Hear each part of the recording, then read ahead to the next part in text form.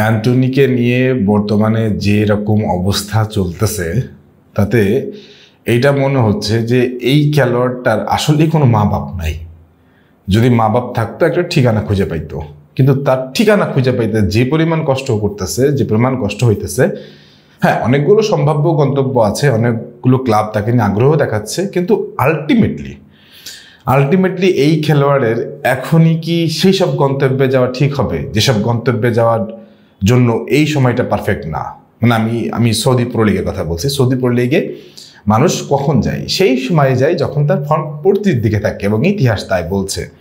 তো ওই জায়গা থেকে অ্যান্টনির আমি মনে করি যে খুবই একটা বাজে সময় যাচ্ছে। তো অ্যান্টনির বিষয়গুলো নিয়ে একটু আলাপ করি যে কোন কোন ক্লাবে যেতে পারেন বা বর্তমান কি অবস্থা। অ্যান্টনিকে আমি চিনি সেই হচ্ছে আয়াক্স থেকে ম্যানচেস্টার ইউনাইটেডের আসা, এরিক টেন হেগের ছায়াতে সে বেড়ে ওঠা এবং তার ছায়াতেই জঘন্য খারাপ খেলা এবং নিজেকে বন্দি করে ফেলা। এমন একটা সময় গেছে ম্যানচেস্টার ইউনাইটেড থাকা অবস্থায় সে নিজে ঘরের মধ্যে থেকে বেরোইতে না, শুধুমাত্র তার হতাশার কারণে। সো অ্যান্টনির জীবনটা খুবই কঠিন। খেলোয়াড়ি পার্সপেক্টিভ থেকে যদি বলতে যাই তাহলে আমি বলবো যে এই খেলোয়াড়টার জীবনে এত বাজে সময় সে দেখছে, জাতীয় দলেও দেখছে, ক্লাবেও দেখছে। সো ওই জায়গা থেকে যদি চিন্তা করি তাহলে এই খেলোয়াড়টার অন্তত পক্ষে মানে তার ভাগ্যটা কখনোই তার সহায় ছিল না। লাস্ট সিজনে যখন লোনে রিয়েল বেটিসে তাকে দেওয়া হইলো, সে এতটাই দুর্দান্ত ভালো খেলছে গোল এবং অ্যাসিস্ট মিলায়। তো আমার কাছে মনে হয়েছে যে বোধহয় এবার থিতু হতে যাচ্ছে। ইভেন সে উয়েফা কনফারেন্স লিগেও রিয়েল বেটিসকে তুলছে।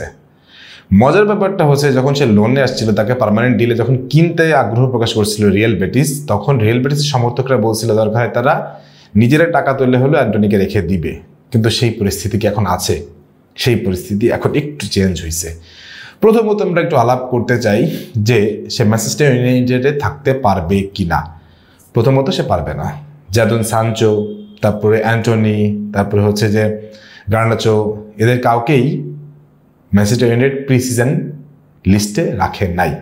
কেন রাখে নাই? কারণ তাদেরকে সবাই বিক্রির রাডারে আছে। যাদের বিক্রির রাডারে থাকে তাদেরকে নিয়ে কোনো ভ্রমণও করে না এবং তাদেরকে সবসময় মানে বিক্রির জন্য তাদের কোনো কিছু করা হয় না। তো আমি ধরেই নিচ্ছি যে তারা তাকে রাখতে চায় না। ইভেন আমরিম তাকে এই কথাটাই বলে দিচ্ছে, তাকে বিক্রির জন্যই তারা চিন্তা করতেছে। এখন সম্ভাব্য গন্তব্যগুলো কোথায় ডেস্টিনেশনে সে পা দিতে পারে। রিয়েল বেটিস, প্রথমে যদি বলি রিয়েল বেটিসে সে পা দিতে পারে যদি রিয়েল বেটিস তাকে কিনে নিতে চায়।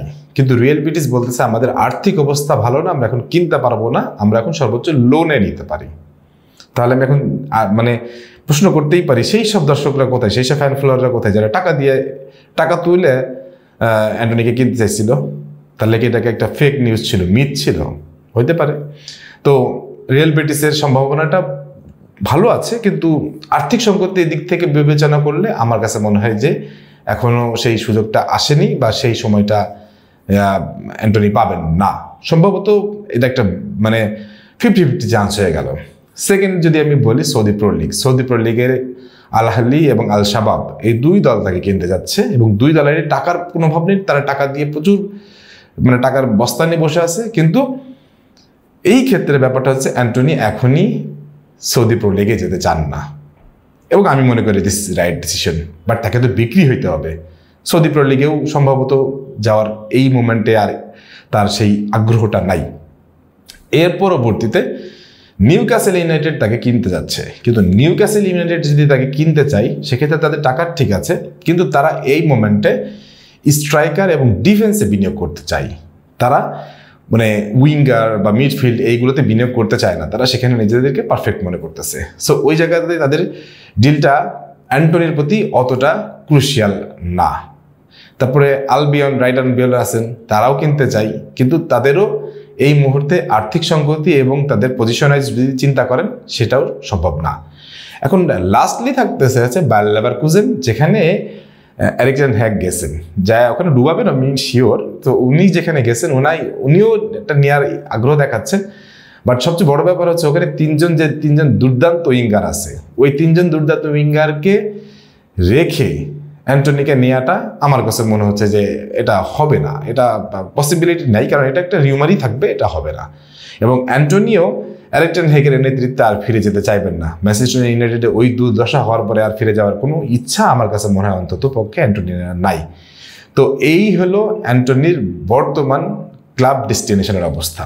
এই ক্লাব ডেস্টিনেশনগুলোতে আমি যেভাবে দেখতেছি তাতে আমি ব্যক্তিগতভাবে মনে করি অ্যান্টনির ভাগ্যটা আসলে ঝুলে গেছে নিয়তির উপরে।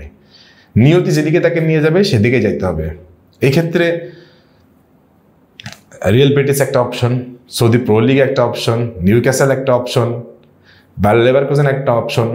কিন্তু আলটিমেটলি এটা দেখতে হবে যে সে কি তার টাকার কাছে হেরে সৌদি প্রো লিগে যাবে, নাকি রিয়াল বেটিসরা তাকে যে কোনো মূল্যে কষ্ট করে হলেও কিনে রেখে দেবে।